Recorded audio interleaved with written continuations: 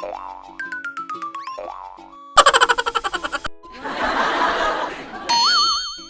yun na nga mga guys, samahan nyo kami ngayon kasi ngayong araw mag-grocery tayo. At eto na guys, kinuha ko na yung postcard para dito ko mailagay lahat-lahat ng bibilin ko. Kasi madami-dami din yung bibilihin ko. At habang naglalakad ako dito guys, iniisip ko kung ano yung mga bibilihin ko kasi parang nakalimutan ko na. At sa lahat ng mga content creator dyan guys, mag-start na kayo mag-content creator. At sa pag-content creator guys, ito talaga yung pinakamahirap, yung magbo-voice over ka kasi syempre gagawa ka ng kwento mo. At sa paggawa ng kwento guys, syempre magiging madaldal ka talaga. At ito nga pala guys yung mga pinamili ko. So habang bumibili ako dito, tinitignan ko kung ano yung mga bibilihin ko kasi parang nahihilo na ako kasi hindi ko na alam kung ano yung mga bibilihin ko. Sa lahat ng mga content creator dyan guys, dito talaga yung pinakamahirap, yung pagpo-voice over kasi hindi mo alam kung ano yung sasabihin mo. Basta gumawa ka na lang ng kwento kahit na hindi mo alam kasi madali lang din naman talaga pag nasasanay ka na. Habang tinitignan ko kung yung bibilihin ko guys, parang nalilibot ko na yung buong market. So eto nga pala guys, kumuha pala ako ng pansit canton kasi alam nyo naman na favorite ko talaga yan. At habang hinahanap ko kung ano yung mga bibilihin ko,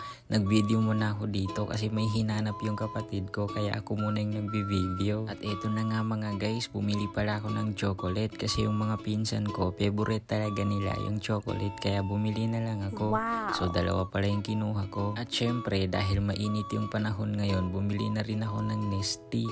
Sa panahon kasi ngayon guys, kailangan talaga natin yung malamig. Ito nga pala yung kapatid ko guys, syempre ako muna yung nag-video para maisama ko sa vlog. Kaya sa lahat ng mga content creator dyan guys, habang maaga pa mag-start na kayo kasi madali lang din naman talaga maging content creator or maging vlogger. At bumili pala ako guys ng keratin, syempre panglambot ng buhok para laging fresh yung buhok natin. At ito nga pa yung mga pinamili ko. At yun na nga mga guys, sumakay muna ako dito sa postcard kasi syempre magloloko-loko muna tayo. Kaya sa lahat ng makapanood nito guys, mag-start na kayo maging content creator kasi madali lang din naman talaga basta masipag ka lang mag-voice over. Kasi sa pag-voice over guys, dito ka talaga mahihirapan kasi iisipin mo pa kung anong sasabihin mo. Bumili pala guys yung kapatid ko ng mantika, so hindi ko alam ang nakuha niya, patis pala, kaya sobrang natawa ako pag uwi namin. At syempre guys, bumili pala ako ng noodles. Ang kinuha ko yung spicy beef kasi favorite ko talaga yung maanghang. And guys, dinamihan ko pala yung kinuha ko kasi mas maganda talaga pag marami kasi marami kang kakainin. At habang kinukuha ko yung noodles dito guys, bigla akong napalingon sa kapatid ko and sobrang natawa ako kasi hindi ko alam.